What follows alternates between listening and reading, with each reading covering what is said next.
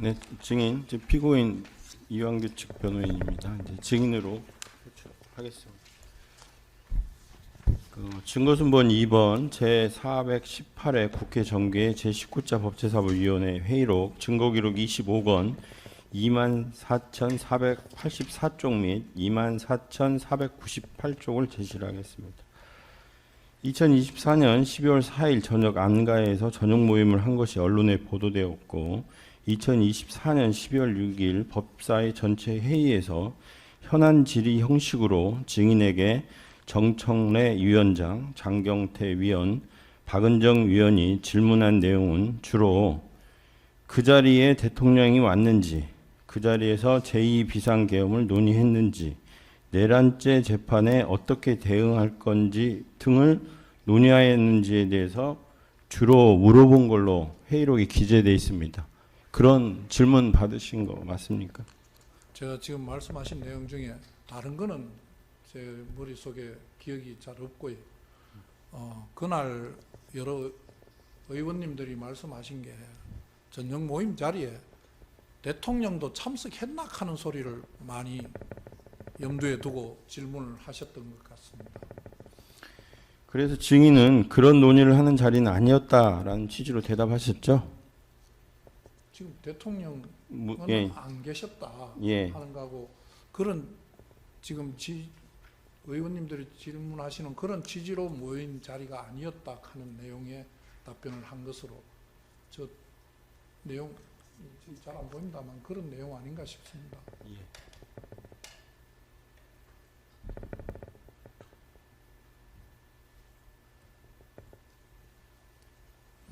네, 증거순번 2번 물어보겠습니다. 증거순번 3번 제419회 국회 임시회 제1차 법제사법위원회 회의록 증거기록 25건 24,583쪽을 제시를 하겠습니다.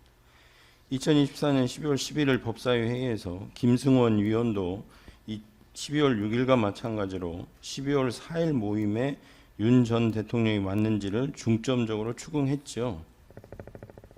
저게 며칠자? 12월 11일 법사위 회의. 11일입니다. 예.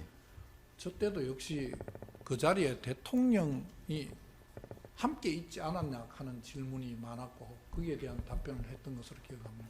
증인은 윤 전 대통령은 오지 않았다라고 대답하셨죠? 예. 증거순번 3번 동일한 법제사법위원회 회의록 증거기록 25건 24,597쪽에서 24,598쪽을 제시를 하겠습니다. 2024년 12월 11일 법사위 회의 시 전현희 의원도 증인에게 질문을 하였는데 질문 내용을 보면 정부의 법률 전문가 4사람이 모였다. 이러면 당연히 이 계엄 위헌 위법이다. 내란죄다. 대통령 사퇴해야 된다. 그런 거 대통령에게 건의하는 것 등을 논의해야 되는 거 아닙니까? 라고 말하면서 이런 논의를 했어야 한다는 질책성 질문과 함께 그런 논의를 하지 않았냐는 것 등을 묻기도 하는 질문을 하였습니다.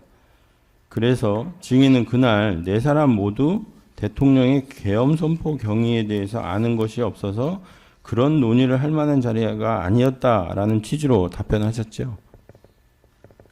오늘도 제가 말씀드린 취지가 그거하고 비슷합니다. 증인도 2024년 12월 11일 법사위 전체 회의의 현안 질의에서 위증을 하였다는 혐의로 피고인과 함께 고발되셨죠. 뉴스를 통해서 고발한다는 내용을 봤습니다.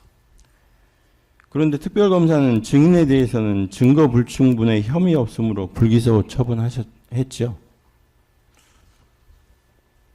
제가 저 내용으로 사실은 구체적으로 고발 내용을 말씀하시면서 저를 상대로 조사를 한 적이 없어서 전 정확하게 잘 몰랐는데 나중에 불기소했다는 통지가 온 것 같습니다. 이상.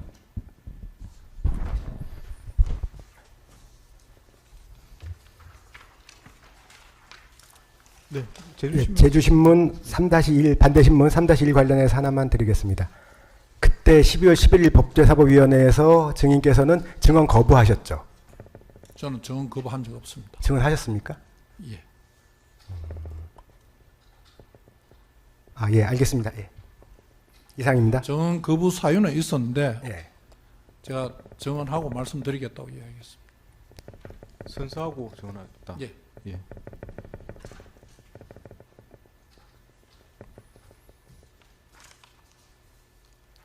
네, 뭐 재반대 신문이 필요하신가요? 없습니다. 없으시고.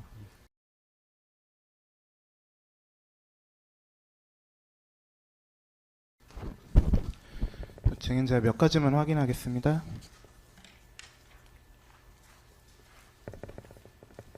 그 12월 4일 날 11시에 국무위원들이 간담회 비슷한 걸 했다고 말씀하셨었는데 그럼 누가 어떻게 소집을 한 겁니까?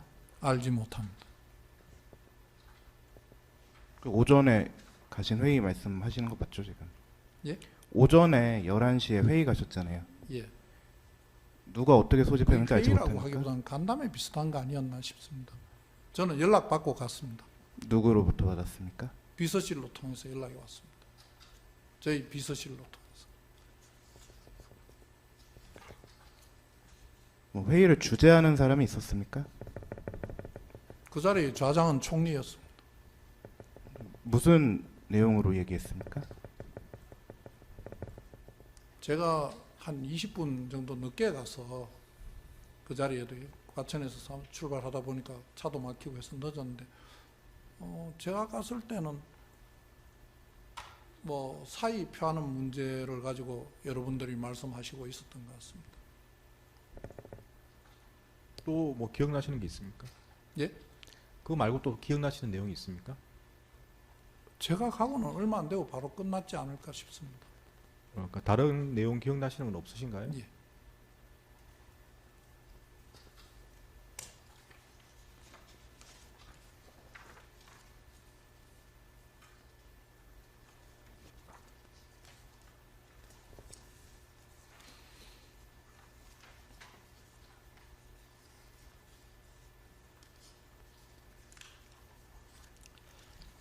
주신 분 2-23번 관련해서 죄송합니다. 2-24번인데요. 그 문건 혹시 지금 가지고 계실까요? 임세진 보고 임세진이 보고한 네. 문건. 잠시만.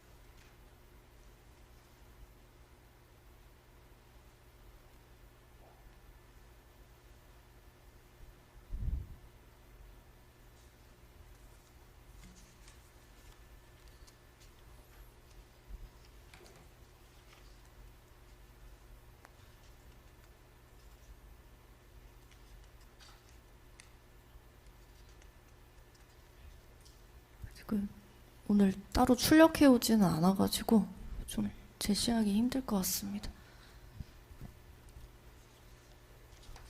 지금 그 임세진 과장으로부터 보고받은 두 가지 문건의 내용에 대해서 기억하시죠? 뭐 다 자세하게는 모르지만 어떤 내용이라는 기억합니다. 증인께서 그 목차를 지정을 해서 작성해달라고 지시하신 거 아닌가요?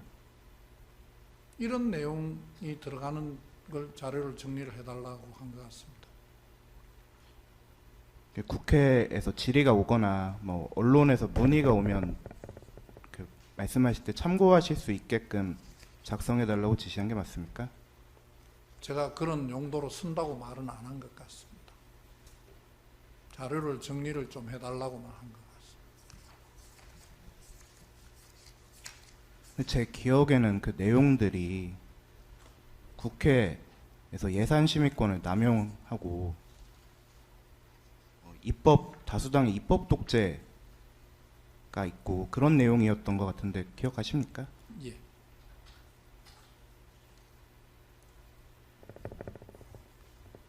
그 증인의 입장이기도 합니까, 그럼?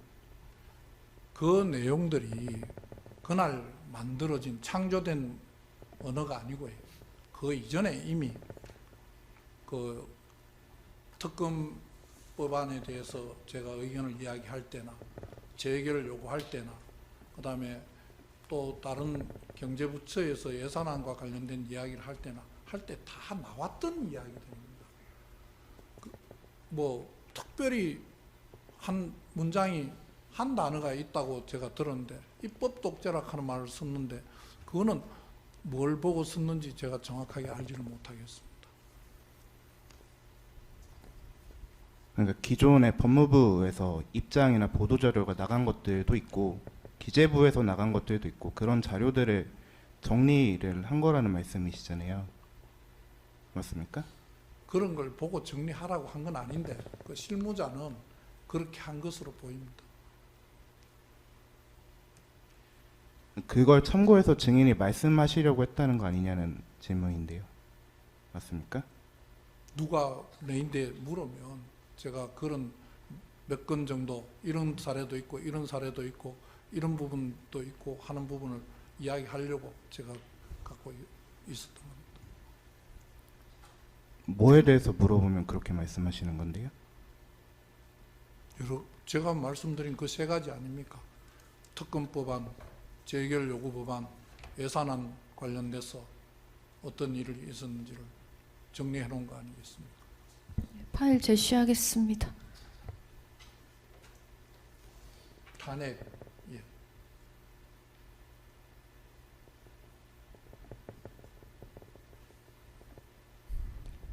결국 비상계엄에 대해서 물으면 이렇게 답하려고 준비하신 거 아닌가요? 비상계엄보다는 구체적으로 어떤 일들이 있었냐고 묻는 거에 대답하기 위한 거지 비상계엄에 대해서 대답하기 위한 것이라고 하기는 조금 어폐가 있지 않습니까?